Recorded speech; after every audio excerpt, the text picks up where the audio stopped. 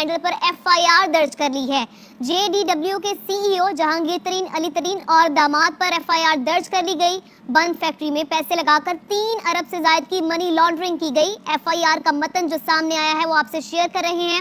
FIR में चीनी की जखीरा अंदोजी, खुर्द-बुर्द धोखाधड़ी का भी इल्जाम लगाया गया है। सीईओ जेडीडब्ल्यू ने जालसाजी से 3 अरब 14 करोड़ बंद कंपनी को मुंतकिल किए।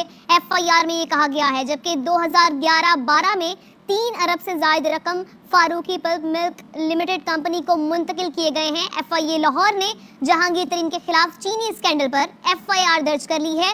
जेडीडब्ल्यू के सीईओ जहांगीर तरीन, अली तरीन और दामाद पर एफआईआर दर्ज की गई है, जिसके मुताबिक बंद फैक्ट्री में पैसे लगाकर 3 अरब से ज्यादा की मनी लॉन्ड्रिंग की गई। एफआईआर में चीनी की जखीरा अंदोजी, खुर्द-बुर्द धोखाधड़ी का भी इल्जाम लगाया गया है। इसके साथ साथ सीईओ जेडीडब्ल्यू ने जालसाजी से 3 अरब 14 करोड़ बंद कंपनी को मुंतकिल किए।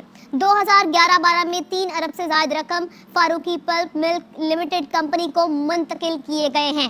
एफआईए लाहौर ने एक्शन किया है और जहांगीर तरीन के खिलाफ चीनी स्कैंडल पर एफआईआर दर्ज कर ली गई है।